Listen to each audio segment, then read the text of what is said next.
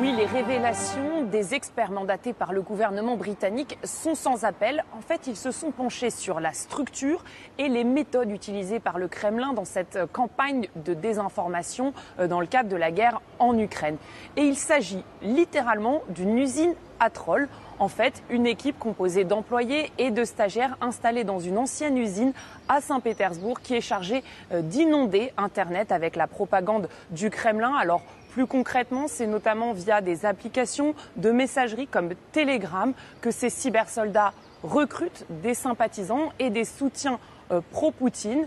Ils coordonnent ensuite des campagnes sur les réseaux sociaux, Instagram, Facebook, Twitter, YouTube. Tous les moyens sont bons. Alors parmi leurs cibles, il y a notamment des médias internationaux, des hommes politiques comme par exemple Boris Johnson, le Premier ministre britannique lui-même, et plus surprenant, des stars, David Guetta ou encore le groupe allemand Rammstein sont concernés notamment. Alors le gouvernement britannique veut plus impliquer les plateformes et les géants du numérique dans la lutte contre la désinformation russe, mais évidemment l'intention est plus facile que la mise en œuvre. Merci beaucoup, Élise Stern. Avec nous, un spécialiste de la question, Olivier Tesquet, journaliste spécialiste donc des questions numériques à Télérama. Est-ce que vous diriez que cette usine à trolls qui fabrique de la propagande, c'est un des aspects de la guerre d'information avec des moyens modernes ? Alors c'est incontestablement un élément important de la stratégie russe, alors de la stratégie russe pendant la guerre en Ukraine, mais c'est une stratégie qui a déjà été éprouvée depuis de nombreuses années, puisque ces exemples d'usines ou de fermes à trolls, comme on les appelle parfois, avaient déjà été documentés, notamment pendant la campagne présidentielle américaine de 2016, lorsqu'on avait découvert l'existence d'un organisme, on va dire, de ce type-là, qui s'appelait l'Internet Research Agency et qui opérait déjà depuis Saint-Pétersbourg, là pour organiser notamment des manifestations factices, en tout cas imiter des mouvements sociaux pour organiser des événements sur le sol américain.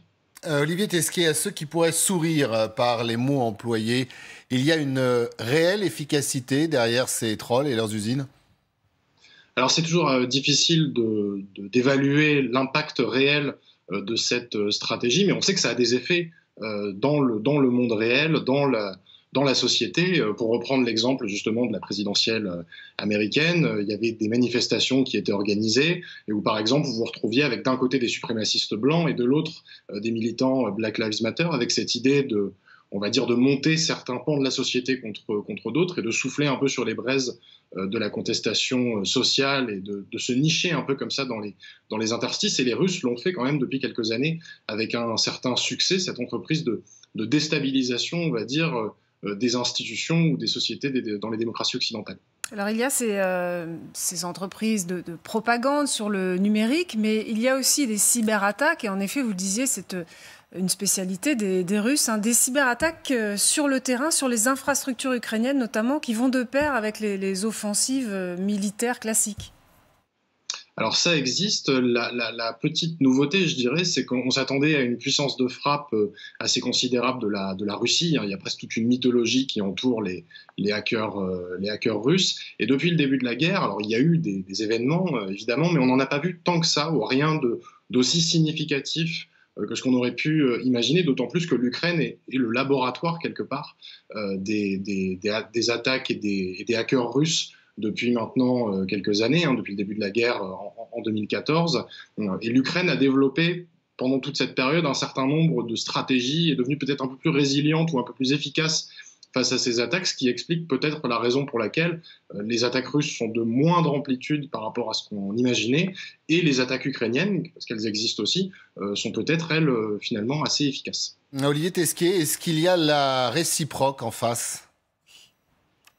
Il y a des attaques ukrainiennes. On sait que, par exemple, depuis le début de la guerre, des volontaires sont recrutés sur des boucles Telegram, par exemple, pour prendre part à un certain nombre d'actions, ce qui pose d'ailleurs un certain nombre de soucis ou de questions, parce que dès lors que vous prenez part à un conflit sans être directement impliqué derrière votre écran d'ordinateur, vous êtes possiblement un belligérant et donc vous êtes susceptible d'être considéré comme un combattant et de subir les répercussions négatives de ce type d'opération. Donc on voit que ça fonctionne un peu dans les deux sens. Après, sur les fermes à trolls plus spécifiquement, c'est vrai que c'est une stratégie très russe qui est liée notamment à des des personnalités. Je pense notamment à Yevgeny Prigojine, qui est un proche de Poutine, qui est l'un des financiers du groupe Wagner. C'est pour ça qu'on le connaît, un groupe Wagner dont on parle de plus en plus, notamment au Sahel, et qui finance depuis de nombreuses années maintenant ces fermatrolls. Et peut-être que cette stratégie-là a été davantage pensée du côté russe, où on ne voit pas tellement une distinction entre Internet et le monde réel, mais on parle d'espace informationnel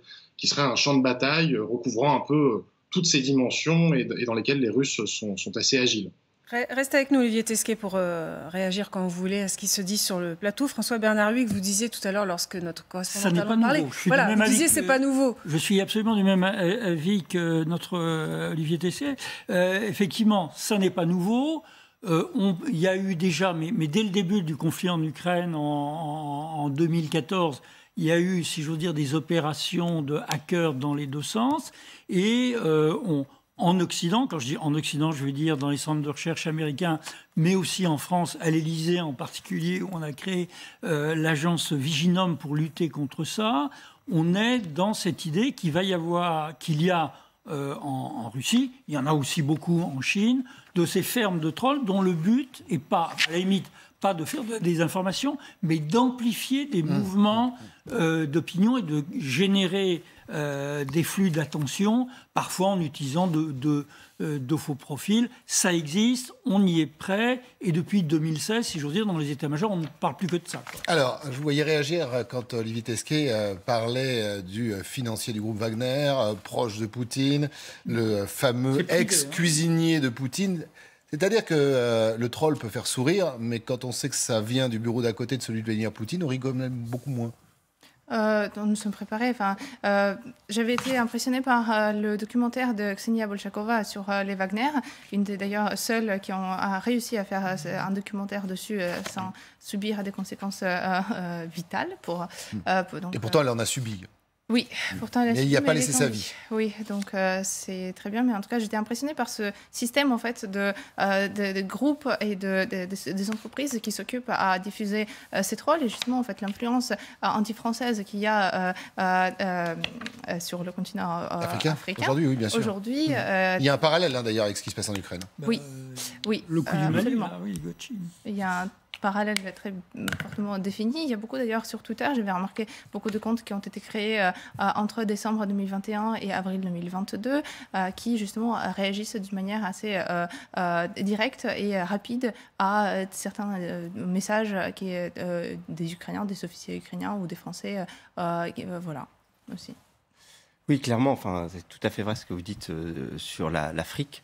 Et ça revient au sujet qu'on évoquait tout à l'heure, c'est-à-dire que précisément, on ferait bien, nous, Français, de concentrer, ce qui n'empêche pas, encore une fois, tout ce qu'on a évoqué préalablement, mais de concentrer nos efforts sur ce qui se passe en Afrique, parce que là, ce qui se passe en Afrique est assez grave pour nous. On est en train de se faire dégager de plusieurs pays.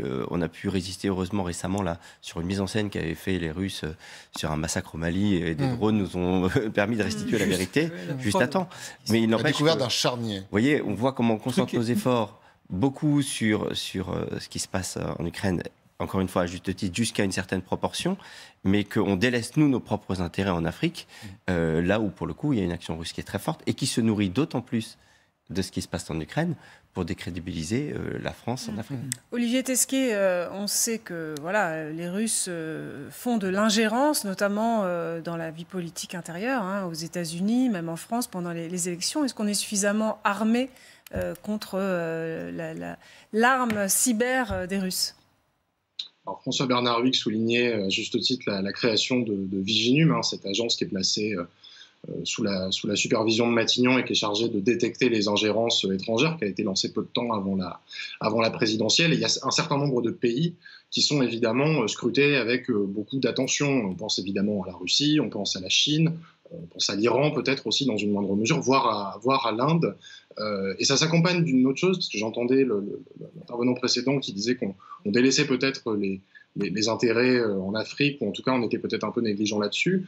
Il faut quand même souligner que depuis maintenant quelques mois, la France a mis au point une doctrine. Les forces armées françaises font ce qu'on appelle de la lutte informatique d'influence, et donc ne rechignent pas à combattre parfois avec les mêmes armes, ce qui peut d'ailleurs parfois occasionner des petits bugs ou des petits couacs, comme c'est arrivé l'année dernière où Facebook a identifié quelques dizaines de comptes inauthentiques qui étaient en fait des comptes montés par les forces armées françaises pour essayer de contrer la propagande russe au Sahel. Donc on essaie un peu de jouer sur le même ring, on va dire, avec la difficulté évidemment qu'en France, on a les coudées un peu moins franches que dans la Russie de Vladimir Poutine.